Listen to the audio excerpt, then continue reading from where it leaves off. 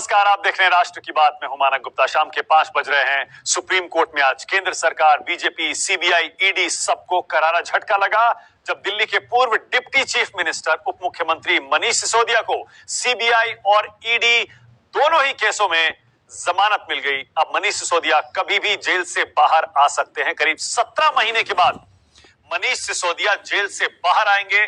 Supreme court ने न सिर्फ सिसोदिया को जमानत दी बल्कि सीबीआई और ईडी को करारी फटकार भी लगाई।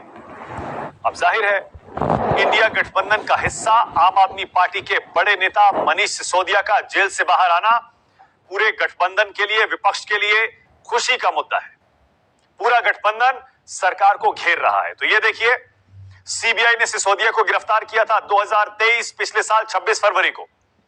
फिर उसी साल 9 मार्च को ईडी ने गिरफ्तार किया शराब घोटाले में।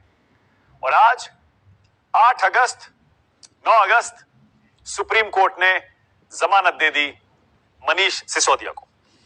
अब खबर क्या है, जरा फिर से आपको अंडरलाइन करके बता दूं। सीबीआई और ईडी दोनों केसेस में मनीष सिसोदिया को जमानत मिल गई है। इस केस में 2 पक्ष हैं और 2 एजेंसियां अलग अलग अपनी कार्रवाई इसमें कर रही हैं। सीबीआई अलग केस चला रही है, ईडी अपनी अलग केस चला रही है मनी लॉन्ड्रिंग के केस में। तो दोनों केस चल रहे थे सिसोदिया पर, दोनों में ही जमानत सुप्रीम कोर्ट ने दे दी। जस्टिस बीआर गवई, केवी विश्वनाथन ने यह फैसला सुनाया। सुनवाई इस मामले पर पूरी हो गई थी 6 तारीख को, 3 दिन पहले।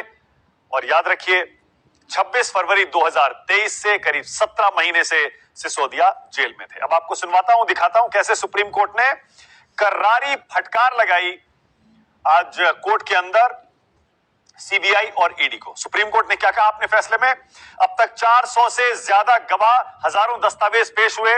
केस खत्म होने की दूर दूर तक कोई संभावना नहीं। सीबीआई ने 13, ईडी ने 14 अर्जियां दाखिल कर दी। हमने धारा 45 पीएमएलए की आपत्ति पर विचार किया। ट्रायल शुरू होने का अभी भी दूर दूर तक कोई अता पता नहीं है।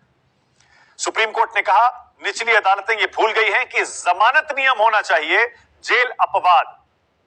निचली अदालतें सुरक्षित खेल रही थी, सेफ खेल रही थी, सेफ फैसले दे रही थी। सुप्रीम कोर्ट ने कहा, हमने पहले ही कह दिया था कि 8 महीने में ट्रायल पूरा किया जाए, अगर नहीं तो सिसोदिया वापस सुप्रीम कोर्ट आ सकते हैं जमानत के लिए। और सुप्रीम कोर्ट ने यह भी कहा कि ट्रायल और हाई कोर्ट ने इस देरी पर विचार भी किया। मतलब सुप्रीम कोर्ट ने न सिर्फ सीबीआई ईडी को फटकार लगाई, निचली अदालतों को भी आड़े हाथों लिया। सुप्रीम कोर्ट के जज कह रहे हैं कि सेफ खेल रहे थे, शायद बचने की कोशिश कर रहे थे। फिर सुप्रीम कोर्ट ने आगे कहा, निचली अदालतों ने राइट टू स्पीडी ट्रायल को अनदेखा किया। हम उनको ट्रायल कोर्ट जाने की बात सिसोदिया को नहीं कह सकते। अब समय आ गया है कि हम ही इस पर फैसला करें। सिसोदिया की जमानत सांप सीढ़ी के खेल जैसी हो गई, यह सुप्रीम कोर्ट का कहना है।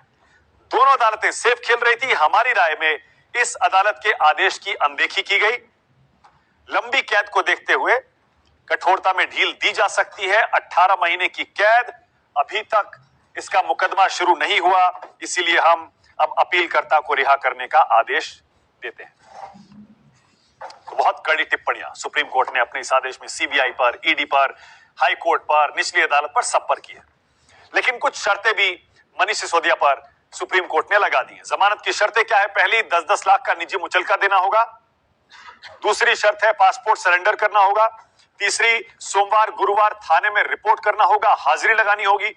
चौथा, सबूतों गवाहों को प्रभावित नहीं करने का वादा करना होगा।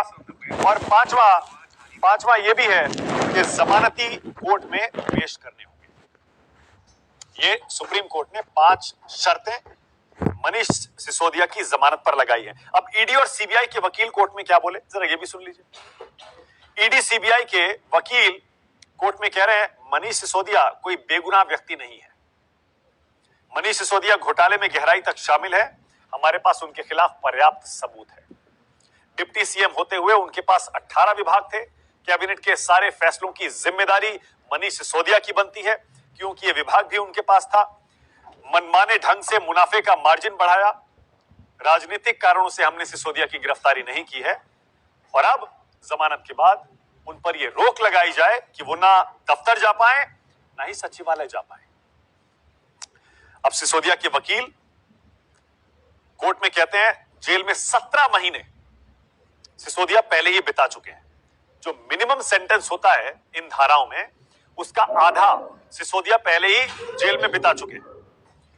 अब जांच एजेंसियों के पास कोई ठोस सबूत नहीं है, ट्रायल अभी तक शुरू नहीं हुआ। जब ये दलीलें पेश की गई सुप्रीम कोर्ट में मनीष सिसोदिया के वकीलों की तरफ से, तब जमानत का फैसला आया। अब मनीष सिसोदिया को जो ईडी और सीबीआई की ये अपील थी कि इनको दफ्तर ना जाने दिया जाए, उस पर भी राहत सुप्रीम कोर्ट ने दे दी। क्या कहा? पहला, किसी भी दफ्तर सिसोदिया जा सकते हैं। दूसरा, सचिवालय जाने पर रोक नहीं है, जा सकते हैं। और तीसरा, सरकारी कामकाज मनीष सिसोदिया कर सकते हैं। अब सिसोदिया के बाहर आने से आम आदमी पार्टी के लिए राहत तो है, लेकिन साथ ही बीजेपी और आम आदमी पार्टी के विरोधी आरोप लगा रहे हैं कि आम आदमी पार्टी के अंदर अब अंदरूनी गणित बिगड़ जाएगा क्योंकि केजरीवाल जेल में है। ऐसे में क्या मनीष सिसोदिया को सरकार चलाने की जिम्मेदारी आम आदमी पार्टी देगी? अब जरा ये भी देखिए कैसे आम आदमी पार्टी में दिल्ली सरकार में मंत्री आतिशी भावुक हो गई सिसोदिया की जमानत पर। सुनिए।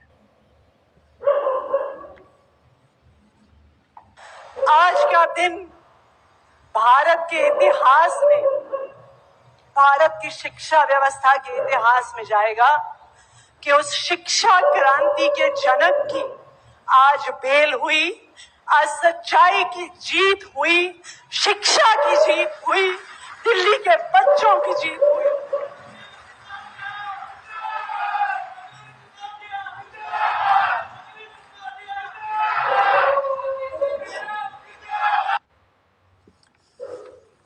अब इंडिया गठबंधन के अंदर अचानक जैसे जोश आ गया। जल्दी जल्दी आपको कुछ नेताओं के बयान बता देता हूं। संजय सिंह आम आदमी पार्टी से कह रहे हैं तानाशाही हिटलर शाही पर यह जोरदार तमाचा है। जाहिर है सबसे ज्यादा खुश आम आदमी पार्टी होगी।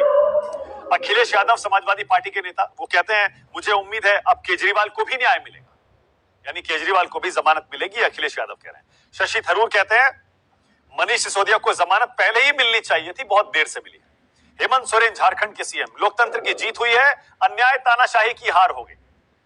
वीरेंद्र सचदेवा दिल्ली बीजेपी के अध्यक्ष, जमानत मिलने का मतलब यह नहीं है कि कोई दोषी नहीं है।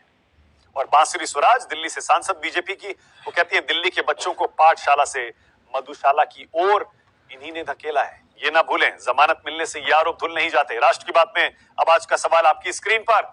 आपका आज का पहला सवाल यही है, सिसोदिया को बेल ईडी सीबीआई क्यों हुई फेल? और दूसरा, सुप्रीम कोर्ट की फटकार, अब क्या करेगी सरकार?